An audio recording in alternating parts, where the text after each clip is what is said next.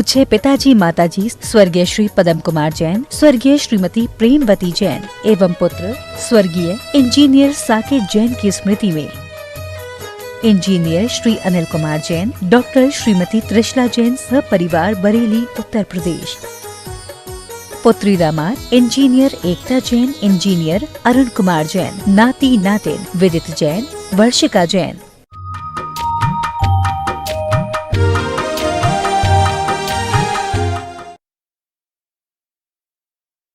संतोष जी गोदा और सपरिवार ये आएंगे परम पूज्य मुनिवर के श्री चरणों में श्री प्रचा के गुरु वंदना का सौभाग्य प्राप्त करेंगे और आज की मांगलिक क्रिया के अंतर्गत गुरुवर के कर कमलों में शास्त्र भेंट करने का कार्यक्रम संपन्न करेंगे। जी, और इसी क्रम में मैं आमंत्रित करूंगा गुरु और शास्त्र भेंट करने के लिए श्रीमान शांतिलाल जी वाकलीवाल, संरक्षक गुणैतन डाल्टनगंज निवासी। वे आएंगे परम पूज्य मुनिवर के श्री चरणों में नमन करते हुए गुरु वंदना का सौभाग्य प्राप्त करेंगे और मांगलिक क्रिया के अंतर्गत शास्त्र भेंट करने का कार्यक्रम संपन्न करेंगे। जिन वाणी जग मैया जन्म में दुख मेट दो, जन्म में दुख मेट दो, मरण दुख मेट दो। और इसी क्रम में मैं आमंत्रित करूंगा हमारे गुणैतन के श्रमण संरक्षक पटना निवासी श्रीमान विकास जी सोनिया जी। वे आएंगे परम पूज्य मुनिवर के श्री चरणों में नमन करते हुए आशीर्वाद प्राप्त करेंगे और शास्त्र भेंट करने का कार्यक्रम संपन्न करेंगे। आइए मैं पुनः इन सभी परिवार से चाहूंगा परम पूज्य गुरुवर की चरण वंदना का सौभाग्य प्राप्त करें। श्रीमती इंदिरा जी संतोष जी गोधा, श्रमण संरक्षक मिर्जापुर, शांतिलाल जी वाकलीवाल, संरक्षक गुणैतन डाल्टनगंज, श्रीमान विकास सोनिया जी श्रमण संरक्षक, श्रीमती हीरा जैन और फिर हीरा जैन गोधा, फिर बोलो संतोष गोधा, श्रीमती हीरा जी गोधा, संतोष जी और संतोष सती शशि गोधा श्रीमती संरक्षक मिर्जापुर और भाई विकास जी पटना, ये सभी मिलकर परम पूज्य श्रीमान शांतिलाल जी वाकलीवाल, संरक्षक गुणैतन डाल्टनगंज। और इसी क्रम में मैं आमंत्रित करूंगा बहन शकुन दीदी सागर को, गुणैतन ट्रस्टी, और वंदना दीदी, ये सभी आएंगे परम पूज्य मुनिवर की गुरु वंदना के रूप में पाद प्रक्षालन की विधि का कार्यक्रम संपन्न करेंगे। तेरे चरणों के धूल बाबा चंदने गुलाल बने, जिसने भी लगाई मस्तके। कौन सा आने रखा ना। और बंधु, मैं आमंत्रित करूंगा उस दिगंबर जैन समाज के श्रावकों को जिन्हें इस वर्ष परम पूज्य मुनिवर के सानिध्य में आयोजित होने वाले प्रथम पंचकर्म कराने का सौभाग्य प्राप्त हुआ है। पटना दिगंबर जैन समाज जिन्होंने आगामी 14 अप्रैल से 20 अप्रैल तक परम पूज्य युगल मुनिवास के सानिध्य में पंचकर्म प्रतिष्ठा महोत्सव कराने का संकल्प लिया है और इन्हें एक सौभाग्य और प्राप्त हुआ है कि 14 अप्रैल को परम पूज्य मुनिश्री का 35वां मुनि दीक्षा महामहोत्सव का कार्यक्रम भी पटना दिगंबर जैन समाज को मनाने का सौभाग्य प्राप्त किया है। वे आएंगे समस्त दिगंबर जैन समाज के प्रतिनिधि परम पूज्य मुनिवर के श्री चरणों में नमन करते हुए गुरु वंदना का सौभाग्य प्राप्त करेंगे और निवेदन करेंगे, हे मुनिवर आपका शीघ्र अतिशीघ्र पटना नगर में पदार्पण हो। इस भाव के साथ पंचकर्म प्रतिष्ठा महोत्सव समिति के संयोजक श्रीमान अशोक जी छावड़ा और उनके सभी साथी, साथ में विकास जी पटना, हमारे धीरज जी पंचायत सभा के कोषाध्यक्ष और सभी पदाधिकारी आएंगे परम पूज्य मुनिवर के श्री चरण में नमन करते हुए निवेदन करेंगे, हे मुनिवर आपका पटना नगर में आगमन हो और आपके सानिध्य में हम और आप अद्भुत ऐतिहासिक अकल्पनीय प्रभावना के साथ पंचकर्म प्रतिष्ठा महोत्सव सानंद संपन्न कर सके। इसी भावना के साथ महिला मंडल पदाधिकारी और पंचकर्म प्रतिष्ठा महोत्सव के संयोजक आदि सभी श्री प्रचा के गुरु वंदना का सौभाग्य प्राप्त कर रहे हैं। और आइए बंधु, मैं कहना चाहूंगा 4 बातों के माध्यम से जन जन में व्यवहारिक क्रियाएं किस तरह करना चाहिए और धर्म ध्यान कैसा करना चाहिए, संदेश देने वाले परम पूज्य मुनिवर का साहित्य यहाँ पर उपलब्ध है। जो भी इस साहित्य को प्राप्त करना चाहते हैं, MP भवन के पास स्टॉल लगा हुआ है, वहां पर साहित्य का अवलोकन करके आप अपने लिए, अपने परिवार के लिए, रिश्तेदारों के लिए, जिनालय के लिए और उपहार में देने के लिए साहित्य प्राप्त कर सकते हैं। और आज के साहित्य बिक्री में 50% का डिस्काउंट देने की घोषणा की है।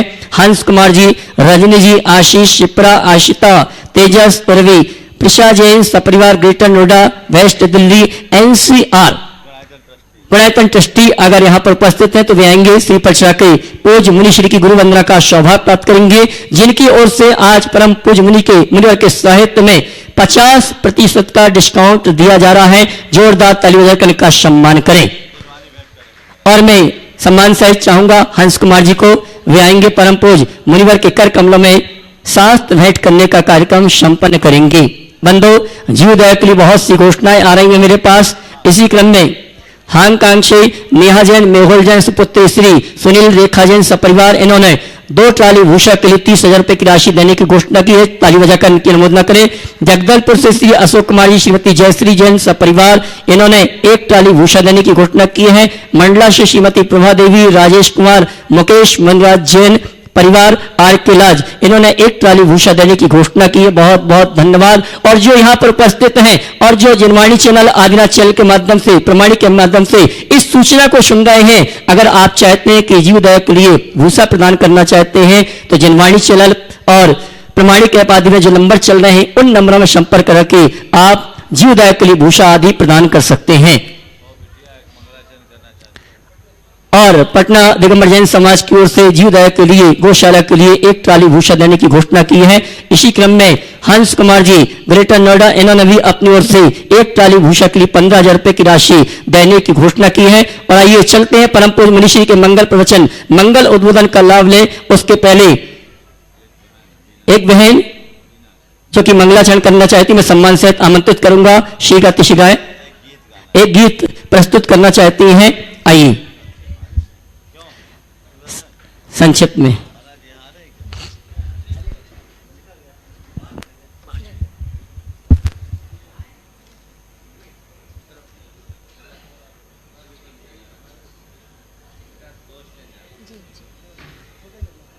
गुरु प्रमाण सागर कृपा की एक नजर कर दो, गुरु प्रमाण सागर कृपा की एक नजर कर दो। तुम्हें बुलाए हम गुरु जी इतना सावर दो, गुरु प्रमाण सागर कृपा की एक नजर कर दो। सांसों की हर डोर पुकारे तुम्हें गुरुवर, नैना तुमको ही ढूंढे मेरे गुरुवर। तू जो नैनों में आ जाए मेरे, नैनों को बंद कर लूं मैं गुरुवर। महर जरा कर दो गुरु जी, महर जरा कर दो, महर जरा कर दो गुरु जी, महर जरा कर दो। तुम्हें बुलाए हम गुरु जी इतना सावर दो, गुरु प्रमाण सागर कृपा की एक नजर कर दो, गुरु प्रमाण सागर कृपा की एक नजर कर दो। और आइए आप सभी की ओर से जो यहाँ पर उपस्थित श्रावक श्राविका हैं और साथ में जनवाणी चैनल, आदिनाथ चैनल, प्रमाणिक ऐप के माध्यम से जो इस कार्यक्रम को, हाँ जी, जनवाणी, पारस, आदिनाथ चैनल, पारस में कितने बजे आता है? 11 से 12 बजे तक। पारस में 11 से बंधु मैं कहना चाहूंगा जो भी जनवाणी चैनल के माध्यम से परम पूज्य मुनिश्री के प्रवचन उद्बोधन का लाभ ले रहे हैं, अगर वो आज नहीं सुन पा रहे हैं, नहीं सुन पाते हैं, उन सभी के लिए सूचना है। पारस चैनल पर प्रातःकाल 4 बजे से 5 बजे तक परम पूज्य मुनिश्री के मंगल उद्बोधन, मंगल प्रवचन का लाभ आप ले सकते हैं। और आइए मैं आमंत्रित करूंगा उस सौभाग्यशाली श्रावक को जिन्होंने 2021 के चातुर्मास में कलश स्थापना करने का सौभाग्य प्राप्त किया था, श्रीमान हंस कुमार जी, रजनी जी, आशीष, श्रीमान राजकुमार जी पाटनी, क्षमा करना, श्रीमान राजकुमार जी पाटनी, जिन्हें 1 कलश स्थापित करने का, कोलकाता, इन्हें 1 कलश स्थापित करने का सौभाग्य प्राप्त हुआ था। वे आए परम पूज्य मुनिवर के हाथों से मंगल कलश चातुर्मास कलश प्राप्त करें।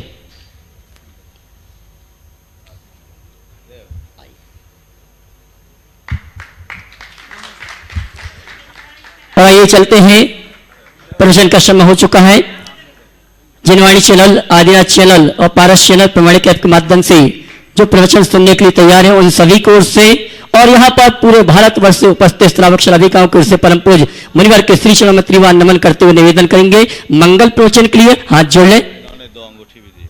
और इसी परिवार ने हमें जिनालय के लिए 2 स्वर्ण अंगूठी प्रदान की है, बहुत बहुत धन्यवाद। चैन भी और एक सोने की चैन के साथ साथ 2 सोने की अंगूठी प्रदान की है, लगभग जो कि 50 ग्राम का स्वर्ण इन्होंने जिनालय की वेदिका के लिए प्रदान किया है। एक बार जोरदार जोरदार ताली बजाकर सम्मान करें। और जिनके भाव होते हैं कि अपनी ओर से गुणायतन में स्वर्ण दान होना चाहिए, अगर भाव बनते हैं तो आप भी। और मैं आमंत्रित करूंगा बहन जी को, वे आए हमारे सम्मानीय अतिथि का प्रतीक चिन्ह देकर सम्मान का कार्यक्रम संपन्न करें। एक टाली भूषा के लिए श्रीमान शांतिलाल जी, विजय कुमार जी, कमल कुमार जी, विशाल कुमार जी, नमन, सिद्धार्थ, डाल्टनगंज संरक्षक गुणायतन, इन्होंने भी अपनी ओर से जीवदया के लिए, गौशाला के लिए 1 टाली भूषा देने की घोषणा की है, बहुत बहुत धन्यवाद। और मैं शकुन दीदी चाहूंगा हमारे सम्मानीय पुण्यार्जक जिन्होंने लगभग 50 ग्राम स्वर्ण के आभूषण हमें बड़े जिनालय की वेदिका के लिए प्रदान किए हैं, उनका सम्मान का कार्यक्रम संपन्न करें। और जिनके ही भाव बनते हैं कि अपनी ओर से, अपने परिवार की ओर से मुख्य जिनालय में जो वेदिका बननी है उसमें स्वर्ण दान देना चाहते हैं तो सादर आमंत्रित हैं। और आइए आप सभी की ओर से परम पूज्य मुनिवर के श्री चरण में त्रिवार नमन करेंगे। हे मुनिवर नमोस्तु नमोस्तु नमोस्तु। बोले परम पूज्य मुनि श्री 108 प्रमाण सागर जी महाराज की। सभी लोग अपने दोनों हाथ जोड़ लें और मेरे साथ महामंत्र के स्मरण के लिए अपना मानस तैयार करें।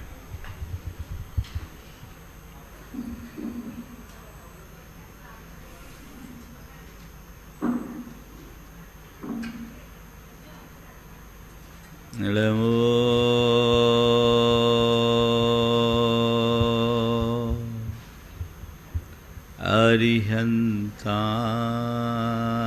अरिहन्ताणं नमो अरिहन्ताणं नमो सिद्धाणं नमो सिद्धाणं नमो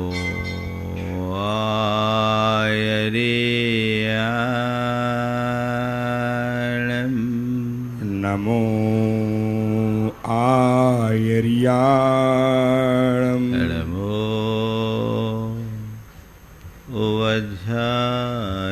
वज्रायाणं नमो वज्रायाणं नमो लोये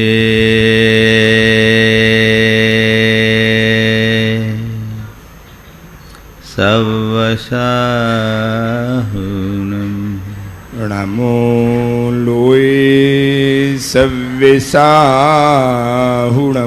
एसो पंच एळमोयारो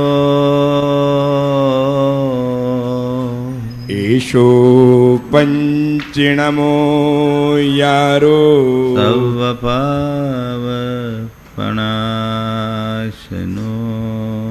सव्यपावपणाशिनो मङ्गलालं च सव्येशिं मङ्गलाणं च सव्येशिं परमं होय मङ्गलम् परमं होय मङ्गलम्।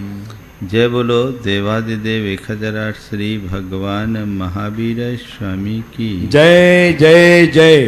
अहिंसा परमो धर्म की जय जय जय। परम पूज आचार्य गुरुवर श्री विद्यासागर जी महाराज की जय जय जय। परम पूज्य महामना मुराद प्रमासागर जी महाराज की। नदी की धार में 2 तिनके बहे जा रहे थे।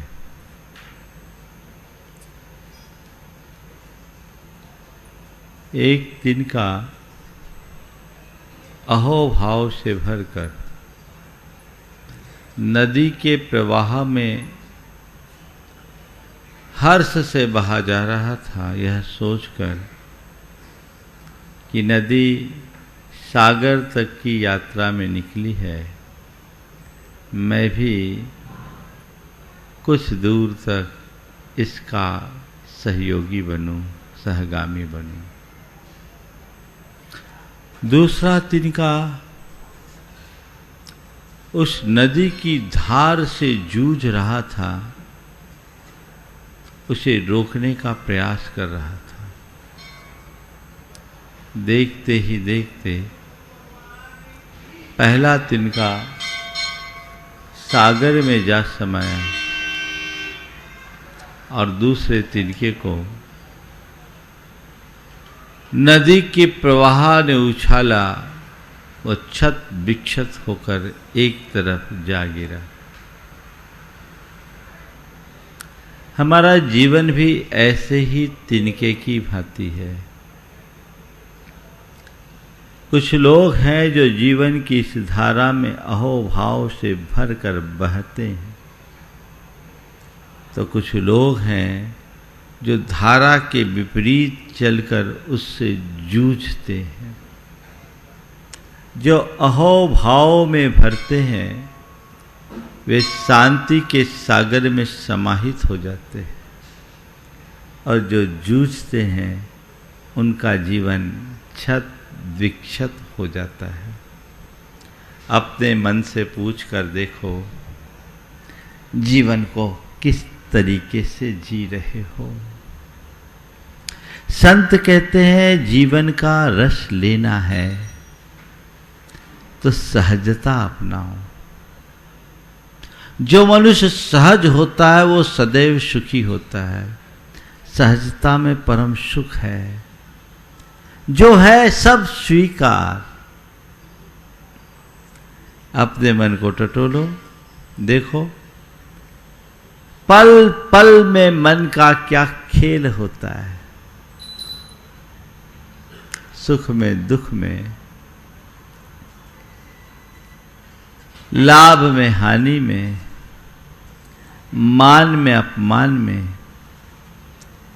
और जन्म और मरण में, क्या कभी सहज रह पाते हो? रह पाते हो? सुख आता है फूल जाते हो, और दुख आता है कूलने लगते हो। सुख आए सब भूल जाओगे, और दुख आए हे भगवान ये क्या हो गया, आपने मेरे साथ ऐसा क्या कर दिया। यही होता है ना। सुख और दुख की स्थिति में क्या परिणति होती है।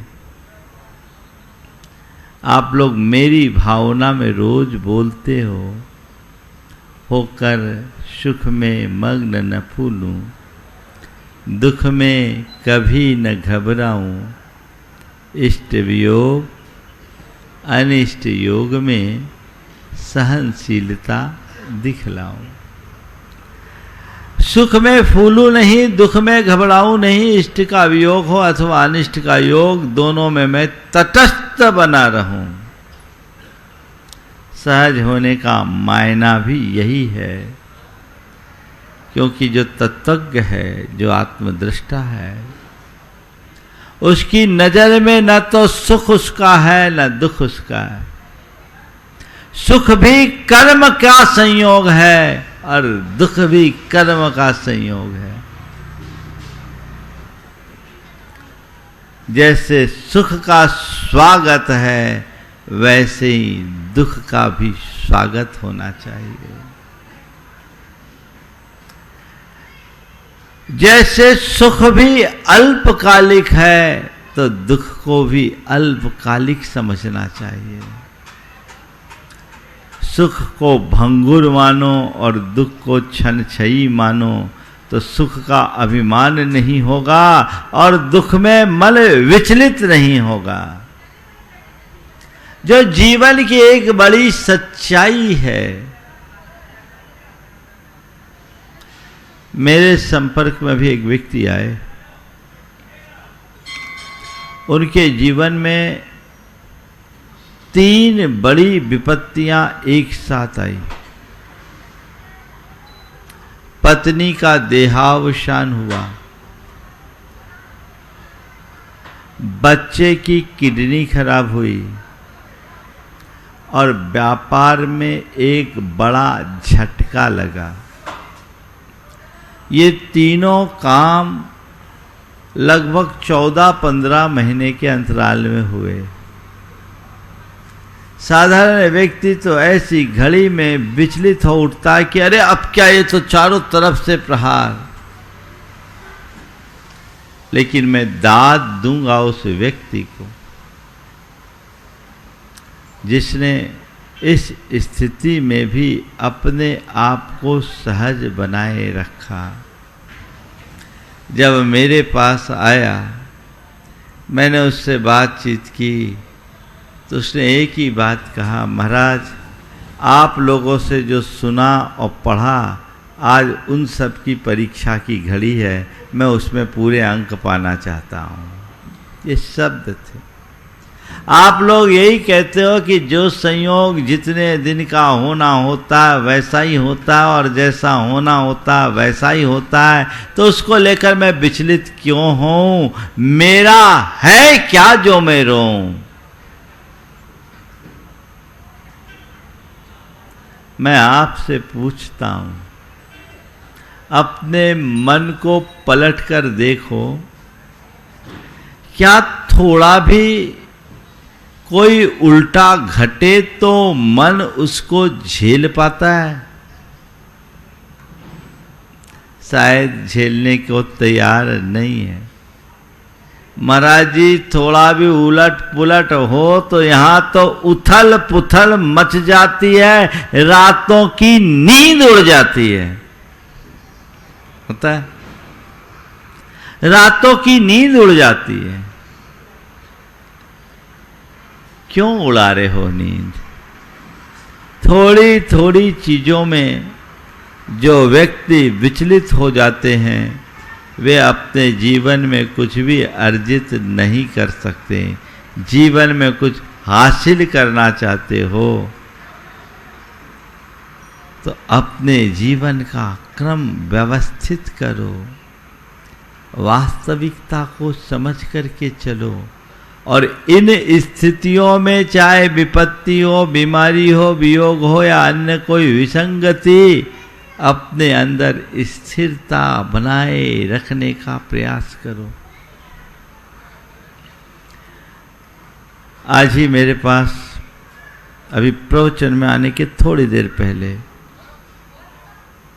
अपने यहाँ अपनी सेवा दे रहे यहाँ के वरिष्ठ इंजीनियर विजेंद्र जी आए।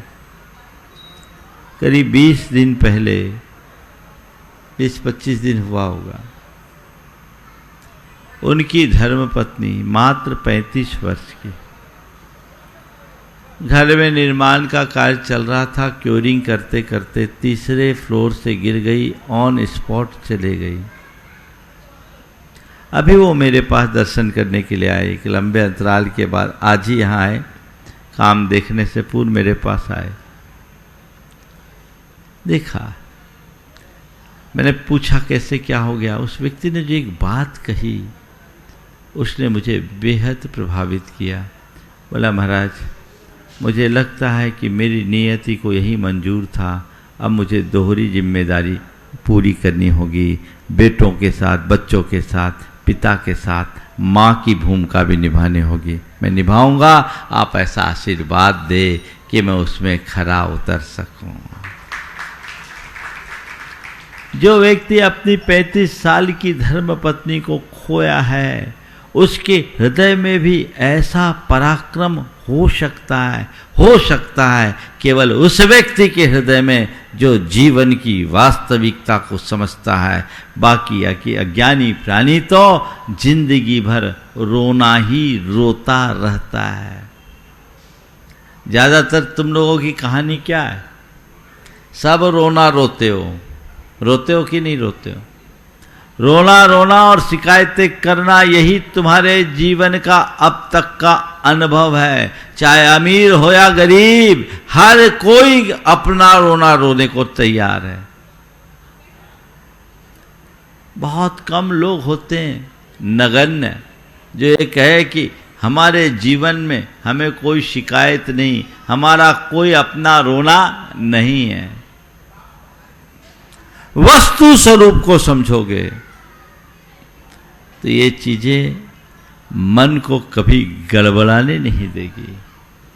तो सुख और दुख में सहज बनने की कोशिश करो, दोनों में स्थिरता बनाए रखने का प्रयास करो। जो है उसका स्वागत। मैं एक उदाहरण इस संदर्भ में अक्सर देता हूं, आज फिर दे देता हूं। वो बात जचती इसलिए दे रहा हूं, दूसरा भी दे सकता हूं, लेकिन वो बड़ा फिट बैठता है।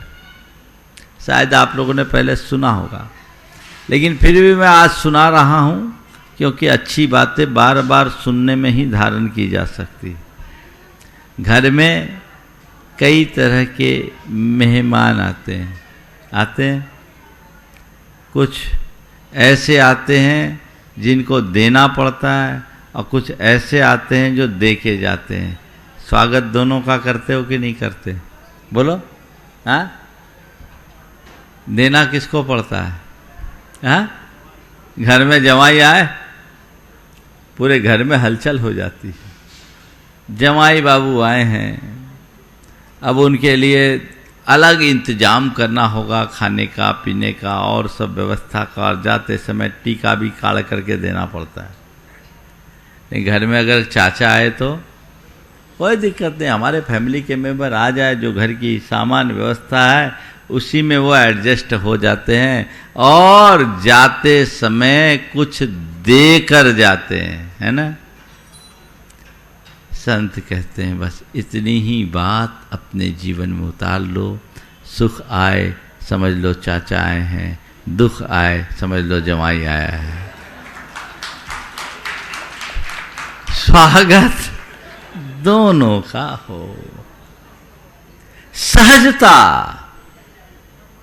जीवन में होना चाहिए। लाभ और हानि में सहज बने रहो। व्यापार आप लोग करते हो, थोड़ी थोड़ी बातों में सहजता खो जाती है। लाभ हो अभिमान ना हो, हानि हो मन में खेद ना हो, तो जीवन की उपलब्धि है। लाभ और हानि में समभाव, सहज बनो।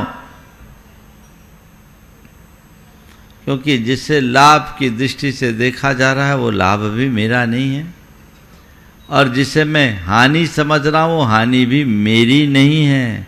ये लाभ हानि किसकी है? धन दौलत की। क्या धन दौलत तुम्हारा है? संपत्ति तुम्हारी है? तुम आए थे तो क्या?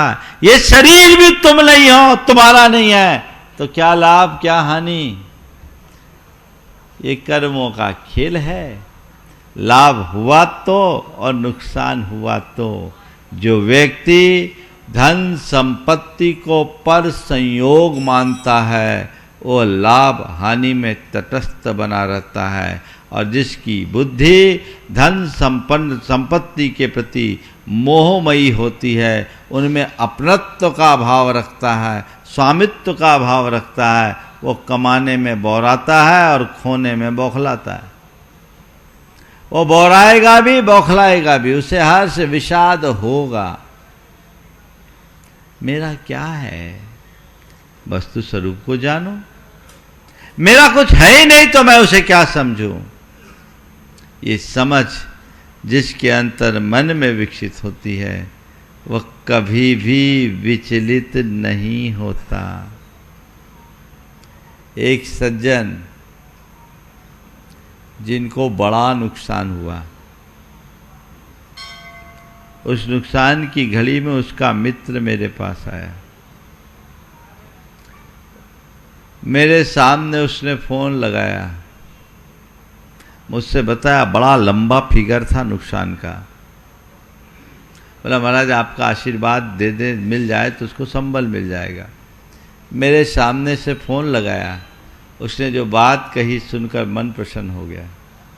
उसने कहा महाराज को बोलो ये सब तो चलता रहता है, महाराज जी से बोलो आशीर्वाद दे, जो जाना था सो चला गया, मेरा था क्या जो गया। जो जाना था सो चला गया, मेरा था क्या जो गया। अब महाराज जी से कहो कि मैंने जब अपने कैरियर की शुरुआत की थी, देश से मात्र 500 रुपया लेके आया था। आज सब खोने के बाद भी मेरे पास इतना है कि कुछ न करूं तो भी बहुत कुछ हो सकता है। इतने बड़े झटके के बाद भी व्यक्ति में सहजता आ सकती है केवल उस व्यक्ति के हृदय में जो धर्म को आत्मसात करके जीता है, जिसके हृदय में आध्यात्मिकता होती है। पूजा पाठ करने वाले, व्रत उपवास करने वाले धर्मी पस्त हो सकते हैं, लेकिन ज्ञान संपन्न आत्मा हर स्थिति में मस्त रहती है। वस्तु के स्वरूप को जो जानता है, जिसकी समझ सही होती है, उसके जीवन में ही स्वीकारता आती है। और जब स्वीकारता का भाव आता है, तभी हम अपने अंदर सहजता को घटित कर सकते हैं। सहज, थोड़े थोड़े में असहज हो जाते हैं, थोड़े थोड़े में असहज। एक बार एक बहन जी जो थी तो करोड़पति, चौका लगा रही थी। अब बिहार में चौका था, आप सुनकर हंसोगे, 2 चम्मच घट गया बर्तन गिनते समय। 2 चम्मच कम होने से धमाल मचाए हुए थे। हम पूरी सामायिक में उसका उपदेश सुन रहे थे। सारे स्टाफ को हलाकान कर दी, कहाँ गया चम्मच, बोलो। बाद में मैंने पूछा 2 चम्मच ही तो गई। उसने जवाब क्या दिया, बोले महाराज जी आपको गृहस्थी का अनुभव नहीं, हम लोग ये मेंटेन नहीं करें तो एक एक करके सब चला जाएगा। वो उनका अपना दृष्टिकोण होगा, लेकिन चीजों की संभाल करना और बात, पर चीजों के पीछे परेशान होना अच्छी बात नहीं है। मैं आपसे ये नहीं कहता कि आंख मूंद कर बैठ जाओ, जो हो रहा आ रहा है तो आन दो, जा रहा है तो जान दो। ऐसा ज्ञाता दृष्टा नहीं बनना, नहीं तो बंटाधार हो जाएगा। मैं ये कह रहा हूं कि आप प्रवत्त रहो, जागरूक रहो, चौकन्ने होकर अपना काम करो। लेकिन कुछ उल्टा सीधा हो जाए तो अपने अंदर उथल पुथल मत मचने दो, सहज रहो। वो काम दूसरे तरीके से भी किया जा सकता था कि भैया देखो चम्मच नहीं दिख रही है कहाँ है, और तुम्हें जोड़ देता हूँ चम्मच दोनों चांदी की थी, पर चम्मच नहीं चमचियाँ थी, चम्मच भी ज्यादा थी। पर उस व्यक्ति के लिए उसका भी कोई मूल्य नहीं था। खोजबीन करना, छानबीन करना, नहीं मिला परेशान, और अंततः मिला नहीं तो मिला क्या, परेशानी हुए। लोगों को 2-4 कड़ी बातें बोली और खुद के परिणाम किए खराब, और हुआ क्या, सहज है ना।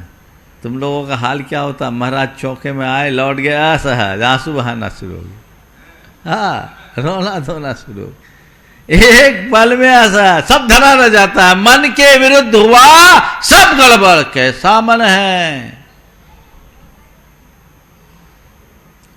मन के विरुद्ध कुछ हो, उसे झेलने की सामर्थ्य विकसित करो, यही जीवन का सबसे बड़ा पराक्रम है। ये पुरुषार्थ मात्र नहीं है, ये पराक्रम है। आदमी दूसरों पर अपना पराक्रम दिखाना चाहता है कि मैं कितना ताकतवर हूं। दूसरों पर पराक्रम दिखाने वाले सबसे कमजोर लोगों में गिने जाते हैं। असली पराक्रम तो वो है जो अपनी दुर्बलताओं को अपने ऊपर हावी न होने दे। अपनी दुर्बलताओं को दूर करने का प्रयत्न करें। ऐसा पराक्रम अपने भीतर घटित कीजिए, सहज। तो सुख और दुख में सहज, लाभ और हानि में सहज। महाराज लाभ में सहज रहने की बात छोड़ो, हानि में सहज रहने की बात तो छोड़ो। मैं ऐसे व्यक्ति को भी जानता हूं जो मन चाहा लाभ होने के बाद भी असहज है। मन चाहा लाभ। एक बार एक परिवार आए हैं, मैं समेत शिखर जी में था, 2006 की बात। तो पति पत्नी दोनों थे। पति का चेहरा बड़ा खिन्न सा दिख रहा था, उदास सा। मैंने पूछा क्यों, क्या बात हो गई? बोला महाराज जी बड़ा नुकसान हो गया, लाख रुपए का नुकसान हो गया।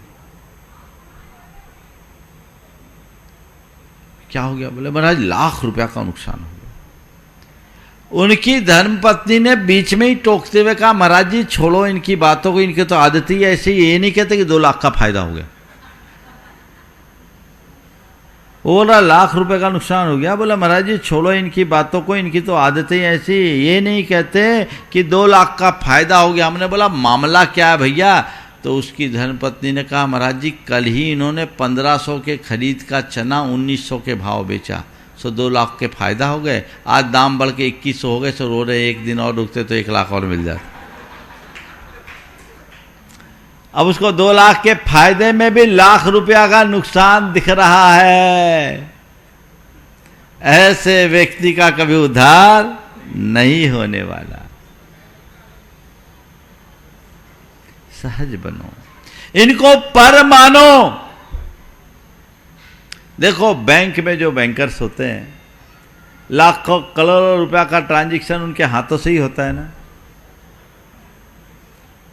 हाँ, तुम्हें निकालना होता तुम्हें दे देते हैं, उनको जमा करना होता जमा कर देते हैं। उनका काम क्या, क्रेडिट डेबिट करना, नाम जमा करना, और कुछ तो नहीं है ना। लेकिन जब तुमको पैसा देना हो तो अरे उनका जी दुखता हो, और तुम पैसा लेते हो तो उनकी बाँछें खिलती हो। ऐसा देखा क्या? नहीं। क्यों? मेरे थ्रू ये पास हो रहा, आ रहा है, जा रहा है, मेरा नहीं है। ये तो हकीकत है ना। तो बताओ, बैंकर को ये तो पता मेरा नहीं है, पर तुम्हें ये कब पता चलेगा जो तुम्हारे तिजोरी में रखा वो भी तुम्हारा नहीं है? क्या है तुम्हारा? कुछ नहीं। आ रहा है, जा रहा है, इस पर नियंत्रण तुम्हारा नहीं, कर्मजन संयोगों का है। आ जाए तो जमा कर लो, निकल जाए तो नाम चढ़ा दो, अपने आप को तटस्थ बना करके रखो, बस, और कुछ नहीं करना। आ जाए जमा करो, निकल जाए तो नाम चढ़ा दो, बात खत्म। नफा नुकसान तो लगा हुआ है, तो व्यापार का अंग है। सूझबूझ के साथ काम करो, ऐसी नीति अपना करके चलो कि नुकसान ना हो। लेकिन इसके बावजूद यदि ऐसा होता है तो अपने अंतरंग में स्थिरता बनाकर रखने का पुरुषार्थ करो, तभी अपने जीवन में वास्तविक उपलब्धि घटित हो सकेगी। वैसा क्रम बनना चाहिए। मान अपमान में सहज बनो। बोलो, अभी आपकी थोड़ी सी तारीफ कर दूं, चेहरा खिल जाएगा। कहूँ क्या पटना वाले कितने अच्छे भगत लोग हैं, देखो कैसे स्माइल आ गई। और मैं कह दूं कि पाटलिपुत्र वाले पाछली रोटी खाए हैं, अरे महाराज क्या बोल रहे? बोलूंगा नहीं, ऐसे तुम लोग पाछली रोटी नहीं खाए, उदाहरण दे रहा हूं। लेकिन देखो मन की कैसी परिणति है।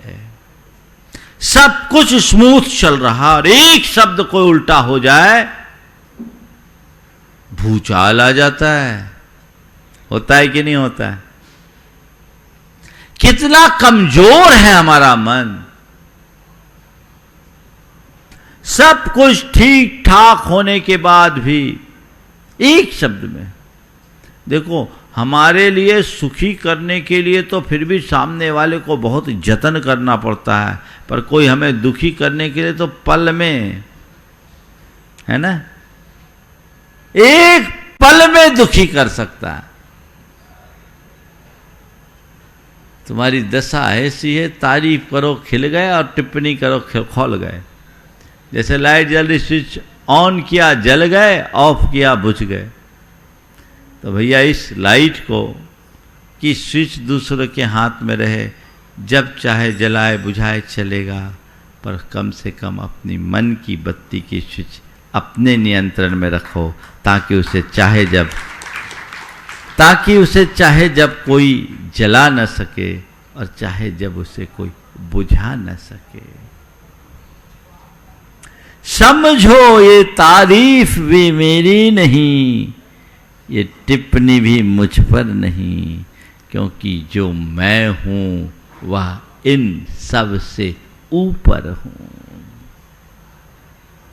मैं आत्मा हूं, ये समझ अंतरंग में हो जाए तो ऐसी बातें तो सब उड़ जाती है, व्यक्ति पकड़ता ही नहीं। कोई आपको आपकी तरफ दृष्टि करे और नाम आपकी जगह दूसरे का ले, तो आप उस तरफ ध्यान दोगे क्या? बोलो। सुदर्शन की तरफ देख रहा हूं और संस्कार नाम ले रहा हूं, तो संस्कार सुदर्शन इधर ध्यान देगा, कोई और को देख रहे हैं महाराज, जो होगा कोई आजू बाजू में संस्कार बैठा, नहीं ना करोगे। मैं सुदर्शन हूं, मेरा संस्कार से कोई संबंध नहीं है, तो संस्कार से संबद्ध बातें मुझे प्रभावित नहीं करेगी। ये जीवन का अनुभव है ना। तो भैया संत कहते थोड़ा और गहरे उतर लो, अपने आप को सुदर्शन मत मानो, तुम जो हो उसका दर्शन कर लो, उसे पहचानो। ये तो ऊपर से आरोपित पहचान है, ये वास्तविकता से परे है, ये तुमसे भिन्न है, पृथक है, ये पर भाव है। निज भाव का पहचानो। मैं कौन हूं? प्रमाण सागर। प्रमाण सागर के नाम से लोग मुझे पहचानते भले हैं, पर मैं प्रमाण सागर नहीं, मैं हूं, बस हूं, शुद्ध आत्म तत्व हूं। वही मेरा वास्तविक स्वरूप है, जो त्रिकाल अबाधित है, सदा शुद्ध रहने वाला है। वह तत्व मैं हूं, जिसमें कभी सुख नहीं, दुख नहीं, लाभ नहीं, हानि नहीं, मान नहीं, अपमान नहीं, संयोग नहीं, वियोग नहीं, वह मैं हूं। ये श्रद्धान जब गहरा जम जाए तो क्या होगा भैया? ठीक है, ये सब ऊपर की बातें हैं, ऊपर की बातें हैं, हम उनको पकड़ेंगे नहीं। और जब उस पकड़ से बचोगे तभी अपने आप को स्थिर रख सकोगे। भाव जगाइए कि मैं इन बातों में अपने आप को सहज बनाने का आदी और अभ्यासी बन सकूं। दूसरा मेरी प्रशंसा करे, ये मेरे हाथ में नहीं है, और कोई मेरी निंदा आलोचना न करे, मुझ पर टिप्पणी न करे, ये भी मेरे हाथ में नहीं है क्या? आपके हाथ में हो तो हो, मेरे हाथ में तो बिल्कुल भी नहीं। अब मैं ये जानता हूं मेरे हाथ में नहीं, किसी के हाथ में नहीं है। सब मेरी प्रशंसा ही करे, ये मेरे हाथ में नहीं है। कोई मेरी आलोचना न करे, ये भी मेरे हाथ में नहीं है। पर चाहे मेरी कितनी प्रशंसा हो और चाहे मेरी कितनी आलोचना हो, मैं उनमें तटस्थ बना रहूं, उनसे प्रभावित ना हूं, ये तो मेरे हाथ में है ना? किसके हाथ में? मेरे हाथ में। तो हमारी समझ ये होनी चाहिए कि जो मेरे हाथ में है मैं उस पर ध्यान दूं, और जो मेरे हाथ में नहीं उस पर क्यों ध्यान दूं? पर मनुष्य की दुर्बलता ये कि जो हाथ में है उस पर ध्यान नहीं देते, और जो हाथ में नहीं है उसके पीछे परेशान होते। बदल डालिए अपने दृष्टि को। जब तक ये दृष्टिकोण परिवर्तित नहीं होगा, अपने जीवन का रस नहीं ले सकेंगे। तो अंतरंग में वो रस प्रकट हो, जीवन में वह सहजता उद्घाटित हो, ये उपक्रम निरंतर चलते रहना चाहिए। वो अगर चल गया तो हमारा जीवन धन्य हो सकता है, निहाल हो सकता है। ये पुरुषार्थ होना चाहिए। संयोग वियोग में भी अपने अंदर स्थिरता बना कर रखे, सहजता बना रखे। ये सहजता हमारे जीवन को निहाल करेगी। निरंतर सम्मेद शिखर जी के इस प्रवास में आप सब लोग लाभ लेते रहें। आज पटना की समाज यहाँ उपस्थित हुई है। 3 वर्षों से, बल्कि 4 वर्ष हो गए, 4 वर्षों से प्रतीक्षित पंचकल्याणक का सुयोग अब बन पड़ा है। कार्यक्रम की औपचारिक शुरुआत की घोषणा आप सबके बीच कर दी गई है। 14 तारीख से 20 तारीख, जो कुछ भी आगे पीछे एक आध दिन में सब आपको व्यवस्थित हो जाएगा। लेकिन चूँकि दूरी भी ज़्यादा है और मौसम भी प्रतिकूल है, इसलिए आप लोगों का जो अनुमान है वो लगभग सही है। अब गाड़ी तो छूटने ही वाली है, और आप भी जानते, कैलकुलेशन लगाना तो आप हमसे ज़्यादा जानते हो, क्योंकि दिन भर आप कैलकुलेशन में ही तो जीते हो। ठीक है, जो भी आपका कैलकुलेशन हो, अब यहाँ से पटना की ओर प्रस्थान होने वाला है। कब होने वाला है वो तो समय में आपको पता लग जाएगा। लेकिन मैं सभी से यही कहूँगा, जीवन में जो भी संयोग मिले, अच्छे संयोग मिले, उसका अधिक से अधिक लाभ उठाने का प्रयास करना चाहिए।